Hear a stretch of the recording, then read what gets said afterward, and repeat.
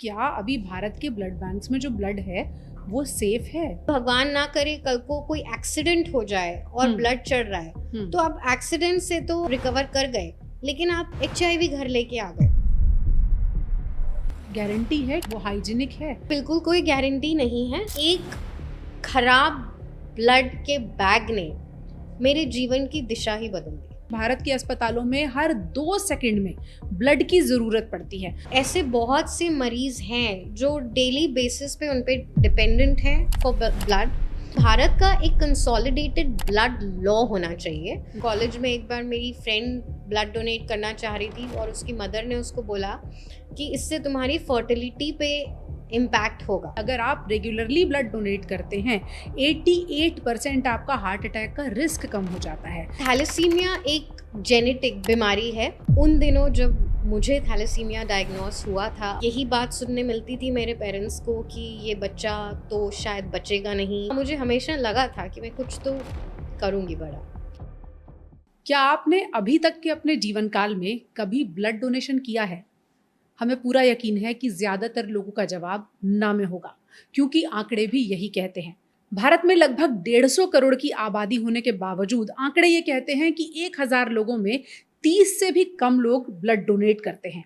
आंकड़े ये भी कहते हैं कि भारत में हर साल, रोजाना, हर मिनट, हर 2 सेकंड पर कहीं ना कहीं ब्लड की जरूरत पड़ रही होती है, लेकिन अक्सर ब्लड की शॉर्टेज होती है और फिर लोग अपने आसपास अपने दोस्तों रिश्तेदारों को लास्ट मिनट पर खोजते हैं कि क्या कोई ब्लड डोनेट कर सकता है। हम आज ये बात आपसे क्यों कर रहे हैं, उसके पीछे एक बड़ी वजह है। हमारे देश में सबसे ज्यादा थैलेसीमिया के पेशेंट्स हैं। थैलेसीमिया जो कि एक जेनेटिक ब्लड डिसऑर्डर है और बहुत सारे मरीजों को लगभग हर 15 दिन पर ब्लड की जरूरत पड़ती है। सिर्फ उन्हें ही नहीं, ईश्वर ना करे कभी आपको या आपके किसी करीबी को हॉस्पिटल जाना पड़ जाए, कोई मेजर सर्जरी हो, कोई एक्सीडेंट हो जाए, ऐसे समय में अचानक ब्लड की जरूरत पड़ सकती है। तो पहली समस्या, क्योंकि हमने और आपने ब्लड डोनेशन के बारे में सोचा नहीं, ब्लड की शॉर्टेज होगी। और दूसरी समस्या, जो ब्लड आप तक पहुंचेगा वो कितना शुद्ध होगा, कितना हाइजीन होगा, कितना फूल प्रूफ मेथड से टेस्ट होकर आप तक पहुंच रहा होगा, इस बात पर भी सवाल खड़े होते हैं। इन सभी सवालों के जवाबों को आज हम एड्रेस करेंगे और कोशिश करेंगे कि पॉडकास्ट खत्म होने तक आप कम से कम इस बात के लिए इंस्पायर हो जाएं कि आपको ब्लड डोनेट करना है। हमारे साथ आज अनुभा तनेजा मुखर्जी हैं, जो कि थैलेसीमिया पेशेंट एडवोकेसी ग्रुप की मेंबर सेक्रेटरी भी हैं और साथ ही साथ प्रोफेशन से एक लॉयर हैं। इससे भी बड़ा परिचय ये है कि ये थैलेसीमिया मेजर हैं और उसके बावजूद एक अच्छी जिंदगी जी पा रही हैं। अनफॉर्चुनेटली हर थैलेसीमिया का मरीज ऐसा नहीं कर पाता। तो ज़रूरत पड़ने पर आप तक जो ब्लड पहुंचे वो भी हाइजीनिक हो, वो भी पूरी तरह से इन्फेक्शन फ्री हो, और थैलेसीमिया के मरीज तक भी जो ब्लड पहुंच रहा है वो उसे ज़रूरत होते ही मिल जाए। आज इसी पर हमारा जोर रहेगा। बहुत बहुत स्वागत है अनुभा जी आपका इस स्पेशल पॉडकास्ट में।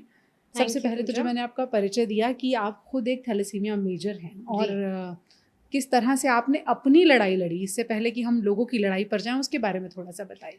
जी बिल्कुल। सबसे पहले तो शुक्रिया मुझे अपने स्टूडियो में बुलाने के लिए, और इस विषय पे आप चर्चा कर रही हैं। मैं मानूंगी कि यही एक बहुत बड़ी बात है, बिकॉज इस विषय पे चर्चा ही बहुत कम होती है। जी। अगर मैं अपनी कहानी पे आऊँ तो मेरी कहानी बहुत ही इंटरेस्टिंग रही है।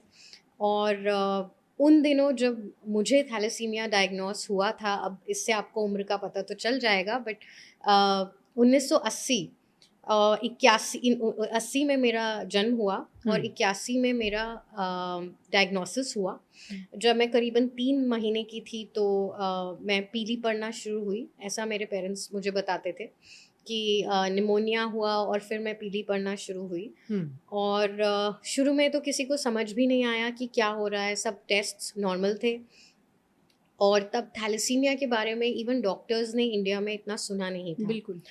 तो 3-4 महीने की जांचों के बाद लेडी हार्डिंग हॉस्पिटल में दिल्ली में मेरा डायग्नोसिस हुआ और तब यह पता पड़ा कि मैं थैलेसीमिया मेजर की मरीज़ हूँ। और इसका मतलब ये है कि हर 15 से 20 दिन में मुझे बार बार उस अस्पताल में आना होगा और ब्लड ट्रांसफ्यूजन की मुझे ज़रूरत होगी। बाहर से मुझे ब्लड चढ़ाया जाएगा। तो ऑब्वियसली जब उन दिनों में किसी को ये बात पता चलती थी तो सब लोग बहुत स्तब्ध रह जाते थे कि ये किस तरह की बीमारी है। और यही बात सुनने मिलती थी मेरे पेरेंट्स को कि ये बच्चा तो शायद बचेगा नहीं, क्योंकि उन दिनों जो थैलेसीमिया का मैनेजमेंट था वो काफ़ी पुअर था। क्योंकि जानकारी ही बहुत कम थी कि अगर इस तरह से बार बार ब्लड चढ़ेगा तो कितनी लाइफ ऐसे बच्चे की होगी। ऐसा माना जाता था कि ऐसे बच्चे 5, 6, 7 साल की उम्र तक जी पाते हैं और उसके बाद वो नहीं जी पाते। तो इस तरह का एक चैलेंज मेरे पेरेंट्स के सामने आया। और मेरे फादर थे, उन्होंने इसको सच में एक चैलेंज की तरह लिया और उन्होंने कहा कि ठीक है, जो भी है मैं अब इसको एक बहुत ही इसको कोई बुरी बात ना मानते हुए I will take it up as a challenge. और उन्होंने कहा जो मुझसे बेस्ट होगा मैं करूँगा। हॉस्पिटल में मेरी काफ़ी अच्छी इलाज होने लगा, मुझे ब्लड वगैरह मिलने लगा। और मुझे बताया जाता है कि उन दिनों भी ब्लड मिलने में बहुत दिक्कत होती थी। हर रिश्तेदार को हर 15 दिन में पकड़ना पड़ता था कि भाई चाचा जी ब्लड दे दें, ताया जी ब्लड दे दें। उस तरीके से उन दिनों में उनको करना पड़ता था। लेकिन फिर धीरे धीरे डॉक्टर्स को भी जैसे इसके बारे में जानकारी मिलती चली गई। मेरा ख्याल है जिस टाइम की आप बात कर रही हैं, दिल्ली में भी बहुत हॉस्पिटल्स में थैलेसीमिया का इलाज नहीं होता था। जी जी बिल्कुल। और मैं दिल्ली की ही बात कर रही हूँ। मैं दिल्ली के हो सकता है सबसे बड़ा हॉस्पिटल है Lady Hardinge, I think one of the biggest hospitals of Delhi. और वहाँ पे बहुत बड़े बड़े डॉक्टर्स ने मुझे ट्रीट किया और इवेंचुअली उनको पता लगा कि बार बार ब्लड देने से बच्चे के शरीर में आयरन जो है वो जमा हो रहा है जी। और वो देखने भी लगे कि ये बच्चा तो बिल्कुल सफ़ेद आया था हमारे पास और ये काला हो रहा है। तो वहाँ से एक और चुनौती हमारे सामने, हमारे पेरेंट्स के सामने आई कि अब ये जो आयरन बॉडी में बढ़ रहा है, हमें बताया गया कि आयरन जो है धीरे धीरे बॉडी के अंदर भी भरेगा, अलग अलग ऑर्गन्स में भरेगा और उसी से मृत्यु का कारण निकलेगा। बिल्कुल, अलग अलग ऑर्गन्स पे जाकर आयरन डिपॉजिट हो जाएगा, हार्ट पे हो जाएगा, लिवर पे हो जाएगा और उसके बाद बच्चा नहीं बचेगा। तो जब मेरे पेरेंट्स को ये चीज़ पता चली, उन्होंने डॉक्टर्स से डिस्कस किया। डॉक्टर्स ने बताया कि इसकी भी दवाइयाँ आती हैं बट हिंदुस्तान में नहीं मिलती हैं। तो उन दिनों बाहर से ये दवाइयाँ मंगवाई गई और फिर वो दवाइयाँ मुझे दी गई। तो इस तरह की लाइफ रही पूजा जी कि हर बार कोई नया एक चैलेंज आ रहा था और डॉक्टर्स की मदद पूरी रही। वो भी हमारे साथ एक जर्नी पे ही थे, जैसे हमारे लिए चीज़ नहीं थी उनके लिए भी नहीं थी। फिर जब एडोलेसेंस आई तो उस टाइम ये देखा कि सब बच्चियां बढ़ रही थी क्लास में, मैं बढ़ नहीं रही थी, मेरी हाइट नहीं बढ़ रही थी या दूसरी तरह के जो चेंजेस आते हैं वो नहीं हो रहे थे। तो उसका कारण भी थैलेसीमिया ही निकला कि आयरन जो है वो हार्मोनल ग्लैंड्स पे भी डिपॉजिट हो रहा है। तो इसीलिए तो वो हार्मोनल ग्रोथ को भी अफेक्ट करता है। जी बिल्कुल बिल्कुल। तो वो हार्मोन सिक्रीट ही नहीं करने दे रहा था। तो फिर एंडोक्रिनोलॉजिस्ट पिक्चर में आ गए कि किस तरह हम इसको बाहर से कुछ हार्मोन्स दे दें जिससे कि थोड़ी बहुत ग्रोथ हो जाए और थोड़ा जो एक नॉर्मल प्यूबर्टी होती है वो अटेन हो जाए। तो वहाँ पे भी फिर एक नई चुनौती आई, फिर नई ड्रग्स मिली मुझे और नए सिरे से इलाज में एक और एस्पेक्ट ऐड हो गया। तो बस इसी तरह मेरा बचपन कटा। लेकिन ये ज़रूर बताना चाहूँगी कि जब एक ट्रैक पे ये सब चीज़ें चल रही थी, दवाइयाँ, डॉक्टर्स, नई नई मुसीबतें, नई नई प्रॉब्लम्स, ब्लड नहीं मिल रहा, एक पैरेलल ट्रैक पे एक हिम्मत की कहानी भी चल रही थी। जब डेली बेसिस पे मुझे मेरे पेरेंट्स से बहुत हिम्मत मिली, मेरे सिबलिंग से मुझे बहुत हिम्मत मिली, समाज से मुझे बहुत हिम्मत मिली। जो डॉक्टर्स मुझे ट्रीट कर रहे थे, मुझे कभी ऐसा कहा नहीं गया कि तुम कुछ नहीं कर सकती या तुम पढ़ाई लिखाई छोड़ दो। हालांकि हम लोग सुनते थे, इधर उधर लोग बातें करते थे कि अरे इस बच्चे का तो क्या हो सकता है, ये तो अब जीने भी नहीं वाली है। बट मेरी फैमिली काफ़ी इंसिस्ट करती थी कि नहीं, अगर जीने नहीं भी वाली है तो जितना जिएगी उसको अच्छे से जिए और इसीलिए मैंने पढ़ाई पे पूरा अपना जोर रखा। तो मैं यही कहूँगी कि पढ़ाई ने ही मुझे शायद बचा लिया। आपने जैसे कहा आपको जब पहली बार थैलेसीमिया डायग्नोज हुआ तो 3 से 6 महीने की उम्र थी आपकी। जी। आपको अपने होशो हवास में जब समझ में आया होगा कि मुझे क्या बीमारी है, तब आपको लगा कि नहीं मैं लॉयर भी बन जाऊंगी और मैं आगे एक समय पर थैलेसीमिया के पेशेंट्स के लिए लड़ रही होंगी? देखिए, मुझे इस बात में कोई भी कभी भी संदेह नहीं था कि मैं कुछ बड़ा तो करूँगी। पहली जो मेरी याददाश्त है वो उस हॉस्पिटल रूम की है। शायद मैं 7 या 8 साल की रही होंगी। जब मैंने एक पीली कलर की निक्कर पहनी थी और मेरी मम्मी मुझे उस हॉस्पिटल में लेके गई थी, और मुझे मम्मी पे बहुत गुस्सा आया था कि ये मुझे यहाँ क्यों ले आती हैं बार बार, और इनका क्या मुझसे दुश्मनी है और क्या प्रॉब्लम है इनको मुझसे। और फिर वही सुइयाँ लगना दोबारा दोबारा। बट आफ्टर अ पॉइंट मुझे ये रियलाइज हुआ कि ये होगा और ये होता रहेगा।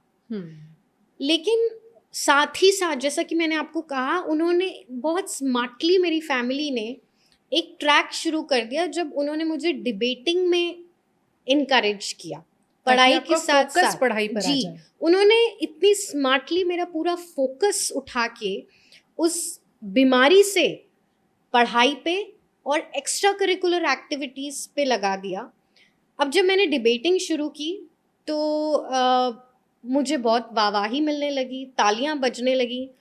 तो मुझे लगा कि ये तो कुछ बहुत बढ़िया चीज़ है और मैं तो कोई बहुत ही तुर्रम खान हूँ, बहुत बढ़िया हूँ, बहुत अच्छा बोलती हूँ। तो मेरा पूरा फोकस वहीं लग गया। और मैं कहूँगी कि शायद उसके कारण मुझे ये लगा कि मैं ज़रूर किसी ऐसे प्रोफेशन में जाऊँगी जहाँ ये बोलना काम आएगा, शायद वकील, शायद पॉलिटिशियन। सो हाँ, मुझे हमेशा लगा था कि मैं कुछ तो करूँगी बड़ा। आप कर गई, ये बहुत बड़ी बात है, लेकिन जो ज़िंदगी आप जी रही हैं या बहुत सारे थैलेसीमिया के पेशेंट जीते हैं, थैलेसीमिया मेजर का अगर कोई पेशेंट है तो उसे हर 15 से 20 दिन में ब्लड ट्रांसफ्यूजन की ज़रूरत पड़ती है। बार बार हॉस्पिटल जाना, नीडल लगवाना और कोई एक फॉरेन ब्लड अपनी बॉडी में इन्फ्यूज़ कराना, इसके अपने भी खतरे होते हैं। भारत में खतरे ज़्यादा हैं, वो खतरे क्या हैं उसके बारे में लोगों को बताइए। इसके खतरे तो बिल्कुल हैं, बिकॉज जैसे आपने बोला कि एक फॉरेन बॉडी, एक फॉरेन ब्लड आपके शरीर में जाता है, तो सबसे पहला खतरा तो यही है कि इन्फेक्शंस का खतरा होता है। सबसे पहले शॉर्ट टर्म इन्फेक्शन, मतलब मुझे अभी तक याद है कि मुझे शिवरिंग हो जाया करती थी, ब्लड चढ़ते ही मुझे बैक एक्स होती थी, पीठ में दर्द, कमर में दर्द। ये तो एक शॉर्ट टर्म खतरे होते थे जी, जिनको डॉक्टर एल्यूमिनाइजेशन के नाम से भी बोलते हैं कि बॉडी में एक टॉक्सिसिटी क्रिएट होती है। लेकिन इससे भी जो भयानक चीज़ हो सकती थी और मेरे साथ भी हुई है, वो है जिसको ट्रांसफ्यूजन ट्रांसमिटेड इन्फेक्शंस कहते हैं, जिस तरह की HIV AIDS, hepatitis C, hepatitis B। और ये ऐसे इन्फेक्शंस हैं जो कई बार लाइलाज भी होते हैं। तो ये सबसे बड़ा मैं समझूंगी कि खतरा है। मैं जब 10वीं कक्षा में पढ़ती थी, उन दिनों मैं काला कोट नहीं पहनना चाहती थी, उन दिनों मैं सफ़ेद कोट पहनना चाहती थी और मैं डॉक्टर बनना चाहती थी। लेकिन 11th में आते ही मुझे हेपेटाइटिस C पॉजिटिव डायग्नोस हुआ और दुनिया भर के पेनफुल टेस्ट्स हुए, बायोप्सीज हुई, एंडोस्कोपीज हुई। और डॉक्टर SK सरीन, जो आज बहुत ही नामचीन गैस्ट्रोएंट्रोलॉजिस्ट हैं, उस टाइम वो GB पंत में होते थे, उन्होंने मेरा इलाज किया और काफ़ी लंबा और पेनफुल वो इलाज था। और तभी मैंने सोचा कि नहीं, सफ़ेद कोट तो नहीं, मैं काला कोट ही पहन लेती हूँ। तो एक तरह से देखा जाए तो एक खराब ब्लड के बैग ने मेरे जीवन की दिशा ही बदल दी। तो और ये तब है जब भारत में सोटू से ब्लड को लेकर काफ़ी स्क्रीनिंग होती है। देखिए, स्क्रीनिंग तो होती है क्योंकि लॉ कहता है कि स्क्रीनिंग होनी है। ये ड्रग्स एंड कॉस्मेटिक्स एक्ट के अंडर रेगुलेट होता है, जो ब्लड ट्रांसफ्यूजन सर्विसेज होती हैं, उसके लिए एक कानून है इस नाम का। लेकिन वो कानून ये नहीं बताता कि आप किस तरह का टेस्ट यूज़ करके वो स्क्रीनिंग करेंगे। वो कानून केवल ये बताता है कि आप स्क्रीन करेंगे, आपको हर एक ब्लड बैंक को मलेरिया के लिए, हेपेटाइटिस सी के लिए, HIV वगैरह वगैरह के लिए टेस्ट करना होगा। लेकिन वो हमारे देश में 3 से 5 हजार ब्लड बैंक्स को ये नहीं बताता कि आप कौन सा मेथड यूज़ कीजिए या कौन सी टेक्नोलॉजी यूज़ कीजिए इन टेस्ट्स को करने के लिए। तो इसका मतलब ये है कि 5,000 ब्लड बैंक्स के पास ये स्वतंत्रता है कि वो 100 रुपए का टेस्ट यूज़ करना चाहते हैं या फिर वो 1,000 रुपए का टेस्ट यूज़ करना चाहते हैं। एंड बिलीव मी पूजा जी, ये जो स्वतंत्रता है ये बहुत खतरनाक है, क्योंकि एक विंडो पीरियड करके होता है, डॉक्टर्स आपको बताएंगे कि विंडो पीरियड करके होता है जिसमें आप इस वायरस को डिटेक्ट कर सकते हैं। बिल्कुल। और जो सबसे छोटे विंडो पीरियड में एक टेस्ट पकड़ पाएगा वही बेस्ट टेस्ट होता है। और हर ब्लड बैंक वो नहीं करता है बिकॉज वो एक्सपेंसिव होता है। तो इस तरह का खतरा हमारे सामने है ब्लड स्क्रीनिंग को लेकर। थैलेसीमिया का मतलब यही है कि आपकी जो बॉडी है उसमें बोन मैरो, आप मान लीजिए वो एक फैक्ट्री है जो कि ब्लड बनाती जाती है।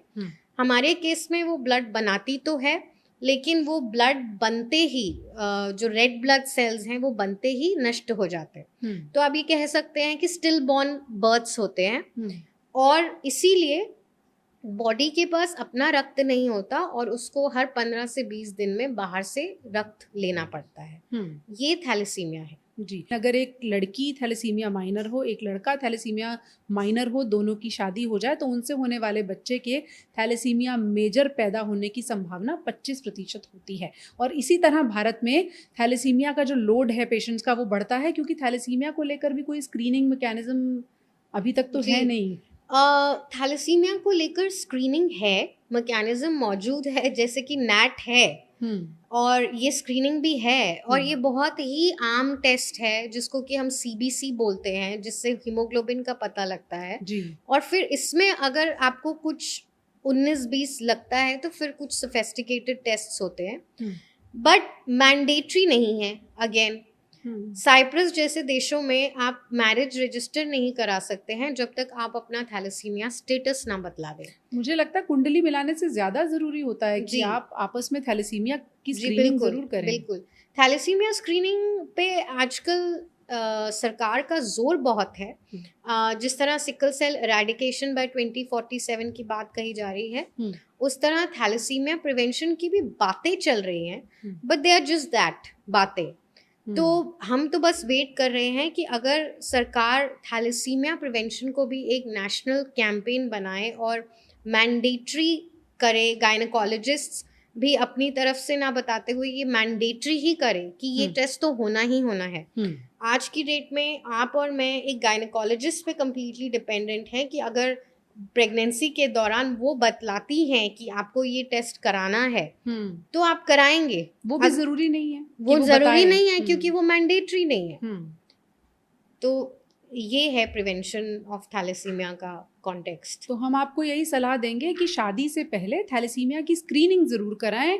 अगर दोनों में थैलेसीमिया माइनर ट्रेट निकला तो बच्चा मेजर हो सकता है। ये एक और बर्डन होगा जिससे फिर जीवन भर बच्चे को भी और आपको भी जूझना होगा। इलाज की अगर बात करें तो अभी तक सिर्फ ब्लड ट्रांसफ्यूजन है और उसके खतरे हैं, इसकी हमने बात की है। पूरी तरह से क्योर के लिए क्या कोई इलाज मौजूद है? बोन मैरो ट्रांसप्लांट नाम का इलाज है और ये आज का नहीं है, ये बहुत पुराना इलाज है, बहुत टाइम से ये चल रहा है।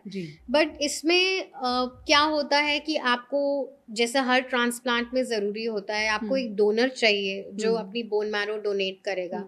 भारत सरकार काफ़ी बड़े बड़े कैंपेन्स चला रही है। कोल इंडिया का एक बहुत ही पॉपुलर थैलेसीमिया बाल सेवा योजना नाम का एक फ्लैगशिप इनिशिएटिव है जिसमें वो बोन मैरो ट्रांसप्लांट्स कराते हैं। हमारी संस्था उसके साथ जुड़ी हुई है। इसके अलावा अभी तक कोई इलाज नहीं है, लेकिन दूसरे देशों में हम सुनते हैं कि जीन थेरेपी थैलेसीमिया के लिए आ रही है। कुछ देशों में तो अप्रूवल मिल भी चुका है सिकल सेल अनीमिया और थैलेसीमिया के लिए।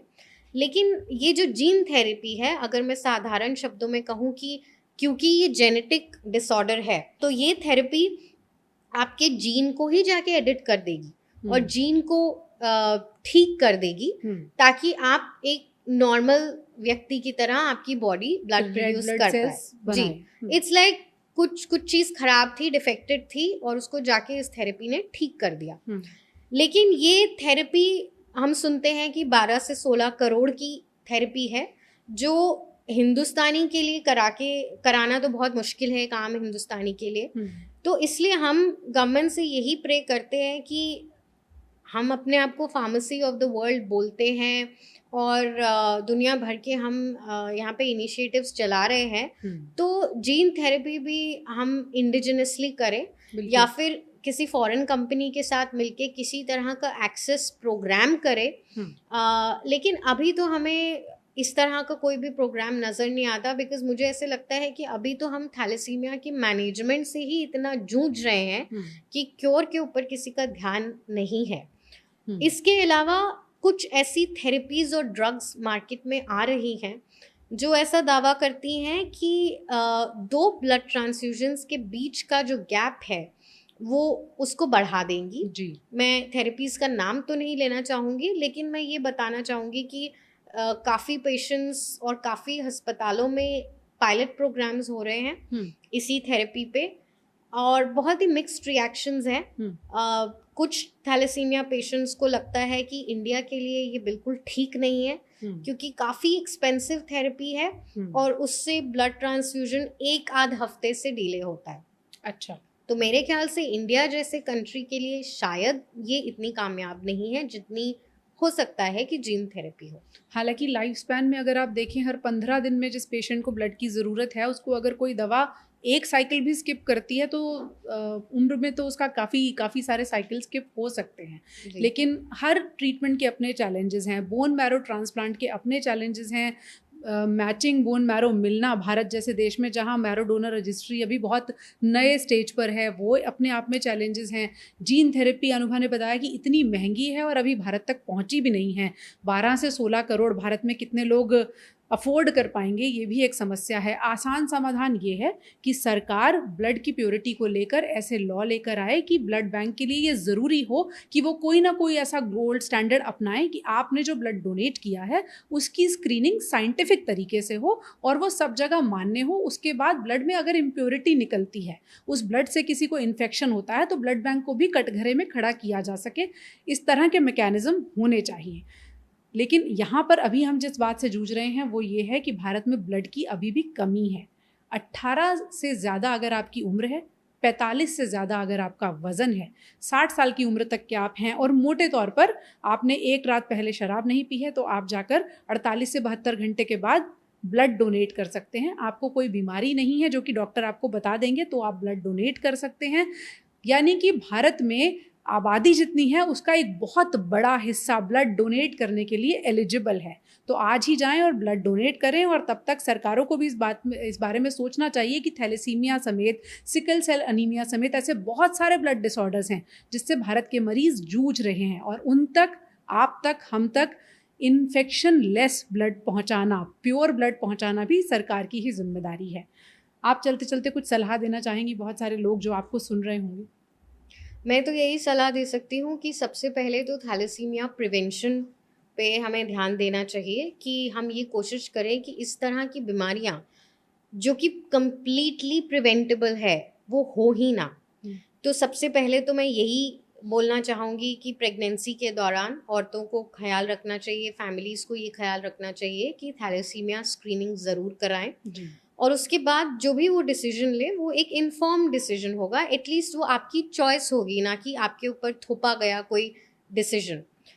दूसरा मैं यही बोलूँगी कि स्वैच्छिक रक्तदान ज़रूर करें, क्योंकि हमारी तो हिंदुस्तान में एक कर्मा की भी थ्योरी है, और मेरे ख्याल से रक्तदान से बड़ा कोई दान नहीं है। तो अगर आप रक्तदान करेंगे तो ऐसे बहुत सारे मरीज़, न केवल थैलेसीमिया बट डायलिसिस के पेशेंट्स होते हैं, और ऐसे बहुत सारे मरीज़ होते हैं जिनको आए दिन ब्लड ट्रांसफ्यूजन की ज़रूरत होती है, तो वो ज़रूर करें।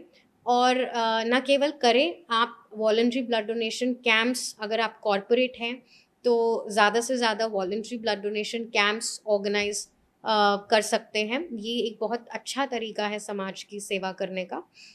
और अगर मैं क्योर पे आऊँ तो मैं भारत सरकार से यही विनती कर सकती हूँ, हर प्लेटफॉर्म पे हम लोग यही विनती करते हैं कि अब थैलेसीमिया के जो बच्चे हैं वो बच्चे नहीं रहे। अब हम ऐसे मोड़ पे आ गए हैं जब वो एक नॉर्मल ज़िंदगी जी रहे हैं, और इसमें भी भारत सरकार की नीतियों का एक बहुत बड़ा रोल रहा है कि हम अब 40, 50, 60 तक की उम्र तक पहुंच गए हैं। तो ऐसे में अगर आप एक क्योर को एक्सेस देते हैं तो आपकी ही नीतियों की वो सफलता दिखाता है कि एंड में आपने उस मरीज को क्योर भी कर दिया। और सही मायने में जो मेक इन इंडिया का नारा है और सेल्फ रिलायंस का नारा है, मैं सोचती हूँ कि वो तभी सक्सेसफुल होगा जब ये क्योर जो है इंडिया में ही बनने शुरू होंगे। और इस पे पूरी भारत सरकार की एम्फेसिस होनी चाहिए। यही मेरे 2-3 मैसेजेस हैं। और रक्तदान ज़रूर करें, सबसे बड़ा मेरा मैसेज यही है। आपसे लोग इंस्पायर हो सकते हैं, थैलेसीमिया के मरीज को होप नहीं छोड़नी चाहिए बिल्कुल भी। हाँ, ये तो एक बहुत बड़ा मैसेज है देने लायक कि अगर आपको थैलेसीमिया हो ही गया है, प्रिवेंशन नहीं हो पाया और थैलेसीमिया हो गया है, तो इसमें हिम्मत हारने वाली तो बिल्कुल कोई बात नहीं है, और अब तो बिल्कुल भी नहीं। मैं तो उस सदी की हूँ जब कोई इतना थैलेसीमिया के बारे में पता भी नहीं होता था, लेकिन फिर भी मैंने पढ़ाई पे अपना पूरा, और ऐसा नहीं है कि मैं बहुत फैंसी स्कूल्स में पढ़ी हूँ, मैं लगभग फ्री में पढ़ी हूँ। और कैंपस लॉ सेंटर से मैंने वकालत की डिग्री ली है, तो वो भी एक सरकारी कॉलेज ही है। हिम्मत नहीं छोड़ना। और थैलेसीमिया का पढ़ाई से कोई लेना देना नहीं है, पढ़ने में कोई तकलीफ नहीं होती है।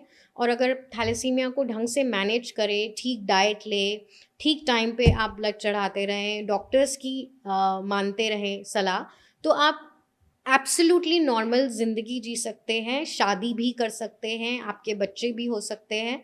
और ऐसे बहुत सारे थैलेसीमिक्स हैं जो आज की डेट में डॉक्टर्स हैं, इंजीनियर्स हैं, and we are tax payers in the highest slab. So don't lose hope at all if you have thalassaemia. आप फिर भी इस देश की प्रगति में बहुत कुछ योगदान दे सकते हैं। थैलेसीमिया मेजर को शादी करने में समस्या नहीं होती? कोई समस्या नहीं होती। वही मैं बोलना चाहती हूँ कि अगर आप मैनेज करें तो किसी भी तरह की कोई समस्या नहीं होती। इनफैक्ट बाहर के देशों में तो मैं ऐसे थैलेसीमिया पेशेंट्स को जानती हूँ जो दादा नाना भी या दादी नानी भी बन चुके हैं। सो इसी से प्रूव होता है कि इस तरह की ऐसी कोई समस्या नहीं है। मैं खुद 13 साल से शादीशुदा हूँ and I am married to a non thalassaemic. वो थैलेसीमिक नहीं है। तो इस तरह की कोई प्रॉब्लम नहीं होती।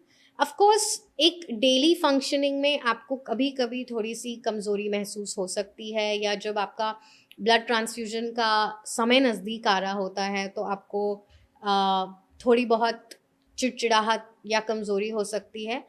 बट मेरा ब्लड ट्रांसफ्यूजन परसों है, तो मुझे नहीं लग रहा आपको मुझे देख के किसी भी तरह का लग रहा है कि कोई कमज़ोरी है या कोई दिक्कत है। तो ऐसी कोई प्रॉब्लम नहीं है। एक बहुत ही साधारण, इनफैक्ट एक्स्ट्रा ऑर्डिनरी लाइफ आप जी सकते हैं थैलेसीमिया के साथ। बिल्कुल। तो ये एक ऐसी बीमारी है जिसे हम और आप मिलकर पूरी तरह से ख़त्म भी कर सकते हैं, उसका मैनेजमेंट बेहतर कर सकते हैं और कामयाब ज़िंदगी जी सकते हैं, बशर्ते एक दूसरे का साथ दें। सरकारें पॉलिसी मेकर्स के साथ मिलकर इस तरह की पॉलिसी बनाएं। हम और आप समय समय पर ब्लड डोनेट करते रहें ताकि ब्लड की डेफिशिएंसी ही ना हो और इम्प्योरिटीज़ की गुंजाइश कम से कम हो। और ब्लड को लेकर भारत में मारामारी नहीं होनी चाहिए, क्योंकि हमारी आबादी इतनी ज़्यादा है कि हमें उसे डिविडेंड के तौर पर इस्तेमाल करना चाहिए। Thank you so much for joining us. हमारी कोशिश है कि कुछ लोग तो ज़रूर प्रेरित हुए हों और आज ब्लड डोनेशन की शुरुआत कर सकें। Thank you so much Pooja ji. Thank you.